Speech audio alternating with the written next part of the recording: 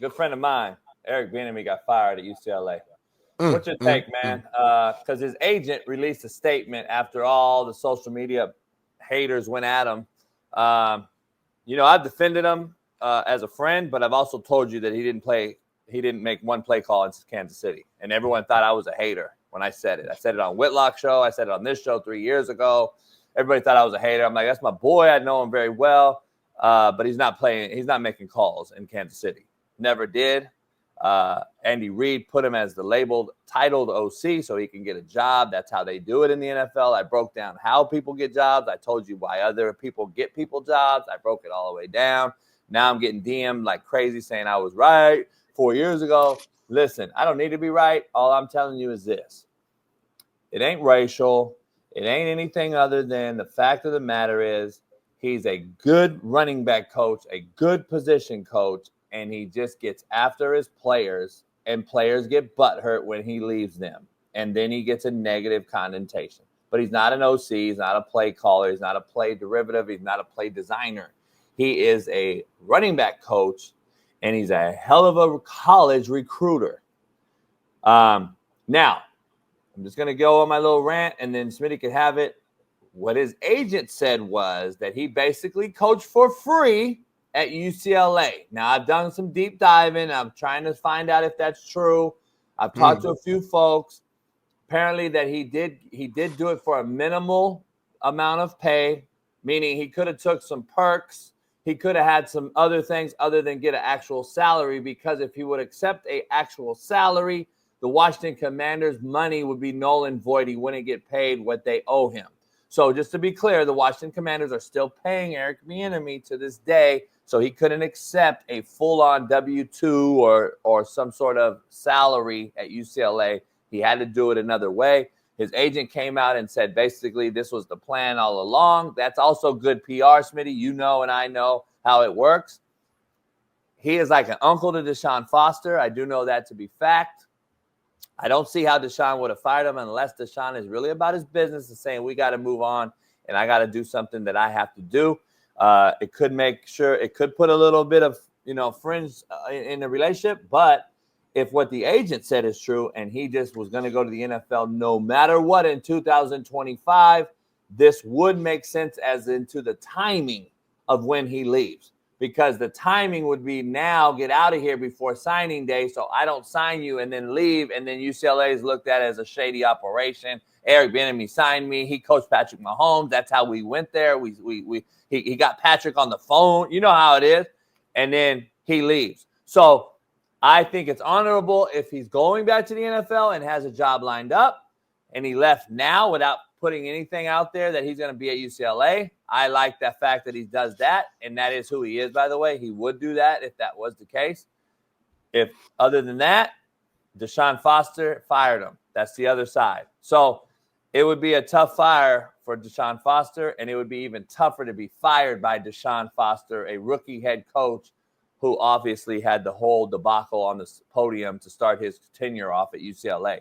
So I don't know if it's a good thing or a bad thing, Smitty, for Eric Bieniemy going forward, unless he has a locked-in job in the NFL. And we know there's a lot of movement already in the NFL. There's 2 or 3 head jobs open right now with interim head coaching job possibilities.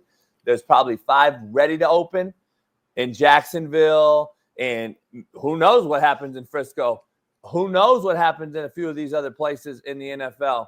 It's going to be very, very interesting to see what ends up happening. But I do know this. I don't believe it's a good thing when the tabloids say you were fired at UCLA. That is not a good thing. And I think if he left on his own, I think Deshaun Foster would have came out and said, we've parted ways mutually, right? 100%, which is why you think Deshaun fired him.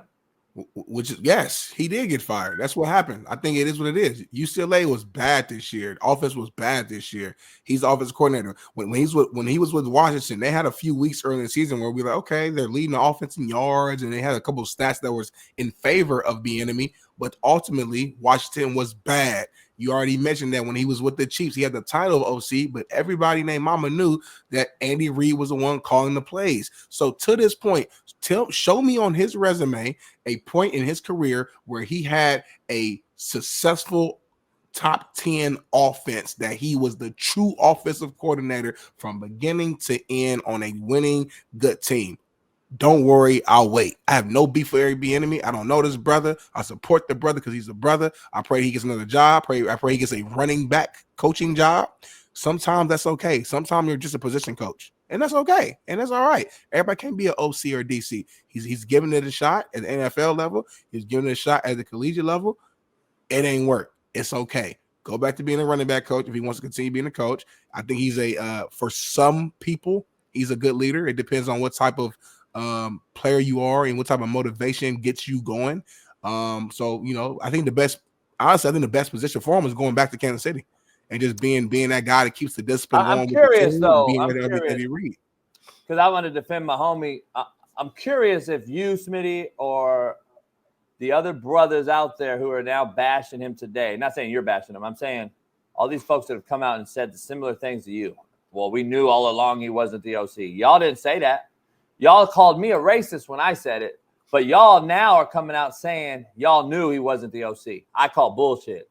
I haven't heard one brother come out and say what I said 3-4 years ago. He ain't calling no plays. Homie, it's Andy Reid's offense. Andy Reid calls the plays. Eric Bieniemy helps with the game plan. I knew it to be fact 4 years ago. I've said it on multiple shows. I've said it on this show. But I haven't heard a brother come out now and say that was fact. They all called me a racist. That's what's crazy about it. Now all of a sudden we knew he wasn't the OC. No, y'all didn't know, homie. Y'all called me a racist, motherfuckers. To push back, well, not even push back. To just add like another angle. Like I think most people knew Andy Reid was calling plays, though, right? No, they all swore to God he was OC, right? I mean, that's the fight I took. I took the fight on from Ryan Clark and all these motherfuckers. Oh, no, EB's just over there with the thing. Yeah, he is, homie. Duh. You really think he was calling the fucking offense? Like it's not really. You know what's crazy to me is like the people that played the game in Ryan Clark and these other guys that know better. Just say shit to say it, dog. You know damn well EB didn't play. You work with guys that know damn well the situation. Like, let's keep it funky. Like, I've been known. I talk to direct sources. Yeah. Why is this a hidden thing, though? You know what I'm saying? Like, why now you want to come out and act like motherfuckers knew the whole time? See, to me, that is when we get to this point where I don't agree with the Ryan Clarks of the world and these other guys who advocate for more black coaches. But then we go back over here and talk about Eric Bieniemy needs to be fired. Oh boy, Coach Lynn needs to be fired in San Diego at the time for the LA Chargers. Anthony Lynn, yeah. That's directly out of the Ryan Clark's mouth. He advocated for more black coaches on this side, and then his platform goes out and says Anthony Lynn should be fired today. Well, hold up, homie. You a brother talking about we need more brothers, but then you want a brother fired. Like, make it make sense. I hate the hypocrisy of it all. People are mad at me because I keep a straight line forever. Everyone else is like this. And then they're comfortable when it's popular to say something that is comfortable for the hearing of the soft people out here. That is what I don't want to do. I'm going to keep it straight line the whole entire time. I just think it's rude, disrespectful, and flat out slap in the face of these brothers that have came up and done what most of you all never do. He was a hell of a recruiter in college. He could have had Adrian Peterson and Jones Drew at UCLA at the same time, by the way. They were pre-portal and didn't want to play and split reps. Because I'm telling you, EB had both of them motherfuckers. Both of them coming to UCLA. AP chose to go to Oklahoma. Maurice Drew-Jones came to UCLA. He would have had both of them. That's fact. Go check it. Go ask some people. He was a hell of a recruiter. He had Mercedes Lewis. He had a bunch of big-time dudes that were coming to UCLA at the time, and he's a great recruiter and a hell of a running back coach. But he rubs cats the wrong way. He's a straight shooter. He gets after you, and when that's done, people are going to come up with a narrative for you. And now I believe that this is probably the hump that broke the camel's back, Smitty, because I don't know if he'll get another opportunity. I don't, unless he has one. I hope he has one. But I'm just saying, to me, it seems like all of a sudden now it's out. The cat's out the bag. But when I say it, before it's out the bag, I'm this, I'm that. Nah, dog. The fact of the matter is you just don't know. A lot of you just need to shut the fuck up and stay in your lane. You don't know this game. You don't know the sport. You don't know the inner workings. That's how people get people jobs. That's Andy Reid, Bruce Arians. All these guys, if you notice, have had brothers as their coordinators. And Andy Reid and Bruce Arians are known in the NFL for advocating for getting black coaches head jobs. That's why they title them coordinators. Hence, Todd Bowles. Right now. Hence, Eric Bieniemy, who had opportunities, but guess what? Mina Kimes says it's racially motivated. No, maybe you just don't interview very well. Well, guess what? Maybe the people interviewing him don't understand his language. I've been told I don't interview well, Smitty, because they don't understand my language. You know who does? The fucking 5-star players that want to play for me. Right. But The players that wanted to play for him. The players that wanted to play for him. Yeah, no, I hear you. I hear you for sure. I mean, listen, I don't know. I think you said a lot there. There's definitely, I think, some things on both sides. Do I think there's been in the past more so than now a race problem when it comes to like the hiring of black coaches? Yes, I do. I mean, the numbers just say it. Now, do I think guys are just literally not hiring them because they're black and that's the only reason? No, I think what you said is a part of it, like not understanding the language, not understanding the motivation, not understanding lingo. Like if you're a white GM or whatever, white owner, you're going to naturally probably understand other white people better. Just like me as a black man, I just naturally will understand other black people better. So whoever's running the organization, you're naturally going to probably lean in and hire more so of people who look like you, which to me, the bigger problem or bigger task that needs to be taken care of is getting more black people in the higher up positions who make the decision. So that's my. I just want to know though, and we got to stop both sides, man. White folks with the bullshit takes, the brothers with the bullshit anti-racist takes or pro-racial takes, the white guys with the pro-racial takes and the anti-racial takes. It needs to just be split down the middle and stopped. And we need to just call it what it is. We need to have more of that, more of this type of show where debates could happen between Smitty, a black man, a white dude, and myself, who has ties to my environment and growing up in an environment that I grew up in that most folks with my skin tone aren't capable of growing up in or privy to what growing up in. We need to have more debates like this because I want to know when the Shannon Sharps of the world and all these guys that have left these big organizations and now run their own shows and have gone over to other media sources, when are they going to come out and say, you know what, I was wrong? I came out and said Eric Bieniemy was a great OC, and the only reason he's not getting a head job is because it's racially motivated. He needs to come out and say I was wrong. That's the only time it's going to come out and change it, because now all of a sudden Smitty just started his little eloquent take by saying we knew he wasn't the OC. So if Smitty knew, then how do you not know, Stephen A? How do you not know Shannon Sharp? How do you not know big time Mina Kimes? Mina Kimes said this, Smitty, just a few years ago when Eric Bieniemy was at the height and the precipice of play callers, according to everybody out there. Take a listen.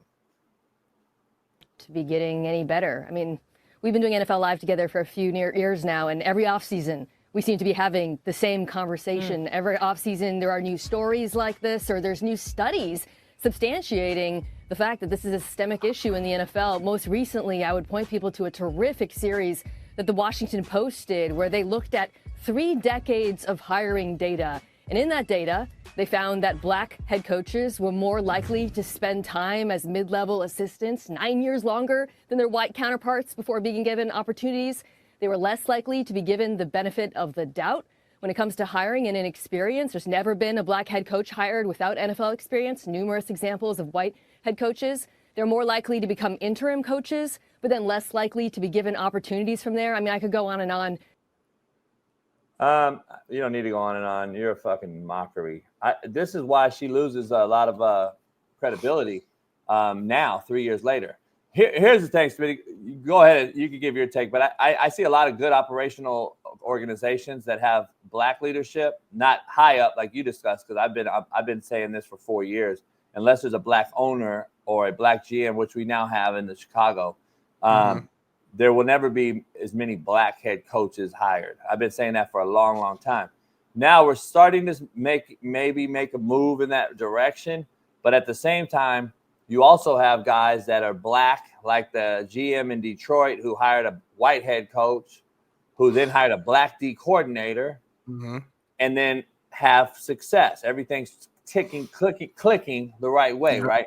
Then you got a guy in Chicago who refused to hire a black head coach, who hired a white head coach, and now they have fired him just several months later, and now everyone's now going to claim what? See, that's the thing I have, the problem I have with, if in the locker room, you and I have discussed this on many occasions, we don't look at color, we don't give a fuck. The fact of the matter is, when are we going to just start calling it what it is and just say, listen, man, it's either A, a bad hire by me, B, a bad hire by you, or C, we knew the real, and now we need to come out and say that we knew he wasn't the play caller. We knew it wasn't a racial thing. It was a bad thing. He just wasn't a great play caller. Now we got guys that are going out here like Mina Kimes and Shannon Sharp and all these people who came out and said it was straight racist. That's all, the only reason. Well, dog, you can't just be racist if you never even called a play. Right. Like that's I don't know, Smitty. Go ahead, but I don't know what your take is on Mina, but that's I mean on this on focusing on Bieniemy specifically. I don't think it was race related. I think it was experience related. You know, at the end of the day, NFL is a you don't think so, right? I'm just saying. Yeah, I don't think so. That's what these cats have said. Yeah. Now, do I think there's been some racist or racial things in the past when it comes to hiring? For sure. You know, again, when I say that, I don't think like necessarily like a GM is like, oh, I hate black people, I'm not hiring them. Nah, not necessarily. It's more so what you said earlier, where it's like a relatability factor. Well, again, if I don't understand you, or if I interview 5 candidates, 2 of them was black, 3 of them was white, and I'm a white GM, like we're having conversations, I'm just gonna naturally get along and understand and correlate and relate with this white dude, probably 9 times out of 10 more so than I do with this black man, unless I'm someone like a JB per se, for example, who just grew up around black people to where you understand our slang, our lingo, our manner, you know, some things that we may do and say around a white dude who's not used to being around us may make them uncomfortable or nervous or feel like we're unprofessional, or there's so many different words I've heard over the years to where they're like, you know what, I'm gonna stick with what I know. So it may not be necessarily like racist per se, it's more of like a relatability. But with the enemy specifically, staying on the task at hand, again, he doesn't have the experience. And I thought everybody knew. We always said Andy Reid was an offensive mastermind. And we always, like, every time the Chiefs played well offensively, we give the praise to Andy Reid. I don't hear people in the big meetings, you know, really saying, oh, Eric Bieniemy, he's a mastermind of offense. This Mahomes is balling out because of Eric Bieniemy. No, we always say Andy Reid, Andy Reid, Andy Reid. And obviously, like I said, I know people who played for the Chiefs who played for, you know, Eric Bieniemy. So I've been known that he wasn't calling the plays, and just like you said, JB. So for me, it wasn't a racist thing. It's a lack of experience. And then when you did get the experience, how well did you perform? And again, like I said at the very beginning, with the Commanders, he didn't perform well consistently throughout the entirety of the season. With UCLA for this 1 year, he didn't perform well. So he got the opportunities. He didn't perform well. You're out. In football, it's not about the white, black, Hispanic, light skin, dark skin, whatever. Are you good? Are you a baller? When we go on that field, I don't care if you Bailey skin tone, you mixed like Bailey, you black man like me, you white like we all on the field. Are you making plays or not? We'll get your ass on the bench. Next up. That's what it comes down to, bro. None of that other stuff matters. With coaching, it maybe it's slightly different, but again, it's because of, in my opinion, we need more black ownership, more black leadership, more black GMs. I agree with JB wholeheartedly on that. You get more people who of your skin tone in those leadership positions, you'll naturally probably get more black OCs, DCs, and a couple head coaches. But they still gotta, you still gotta work. Like, you're not gonna just get hired because you're black. You're not gonna just hired because you're this, that, or the third. You gotta show me D'Amico Ryans as an example, that you can lead men, that you know how to call a good defense, like he did with the Niners, and now he's showing us how good of a coach he can be with a young Texas team. You still got to show that. So it's a deep conversation, but to bring it full circle, Bieniemy, just, you know, hopefully he's able to get a position coach job if he wants to continue coaching. But I think his time as an OC, I think, is over. Yeah, this is just it's so deep, but it's like the Rooney Rule to me sets up brothers for failure. It's a slap in brothers' faces, in my opinion, and it's a catch-22. It's a double-edged sword for black coaches to take the interview. And I've talked to guys like Marvin Lewis and other black coaches, Hugh Jackson, friends of mine that I've known for a long time who have broke it down and been like, my argument was, why take the token slap in the face interview when your agent already told you Mike McCarthy's getting the job, i.e. Marvin Lewis. Marvin Lewis took an interview the day before the Cowboys hired Mike McCarthy. The day before, because it fit the Rooney Rule. Just check the box, basically. And I asked Marvin and I asked Marshall Faulk on this show, I said, don't take the interview. And Marshall agreed. He was like, dog, he knew a day before he wasn't getting a fucking job. And now what happens is you take the interview in Marvin Jones' case, and then the next day they hire Mike McCarthy, and then it's like, why did I go through all this? Why did I go through all the process? I already knew who was getting the job. And then to me, it's just like, oh, the NFL checked the boxes, but the brother, the actual interviewer in Marvin Jones in this case, or Hugh Jackson in many cases, to me, it's like a black eye. Yeah, it's a black eye on all other black coaches that have the opportunity to take the interview. I just think something needs to shut it down and say, no, I'm not taking this token-ass interview, because I don't believe Sirianni was the most qualified coach to take the Eagles job. I don't believe J.J. Redick should have took over for Darvin fucking Ham, who've now proven me correct. And I believe there's those scenarios every single day in life, in all jobs.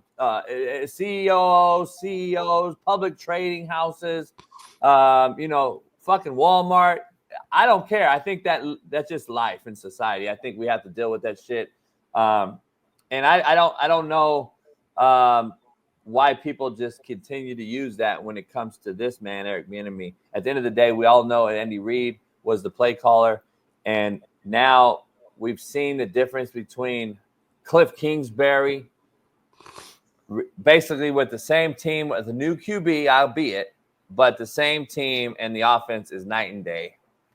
I'm just saying, you still got McLaurin, you still got Robinson, you still got the same O-line, you still got the same defense, and Cliff Kingsbury's offense is head and shoulders better than Eric Bieniemy's was last year. I mean, it just is what it is, and that's just fact. So it ain't a white thing, it ain't a black thing, it's a result thing. And I wish we would start doing that when we hire, whether it's black hiring white hiring black. I don't care, because I grew up where I've hired mostly black, and so have every coach I know. Now, you can say that's for the recruits and the 90% player being black and all that shit. I keep it real. I tell you every scenario. There's the scenarios to all of it. But at the end of the day, I know a lot of white coaches who advocate to get black coaches in the door to get them jobs and move them on up the pedestal or the pecking order in this whole big conglomerate business of football we call colder than the dope game. I know a lot of guys like myself that do that. So I do know there's not anything racially motivated when it comes to that. On the other side, is there racism still going on? Fuck. Isn't there racism in every fucking thing we see?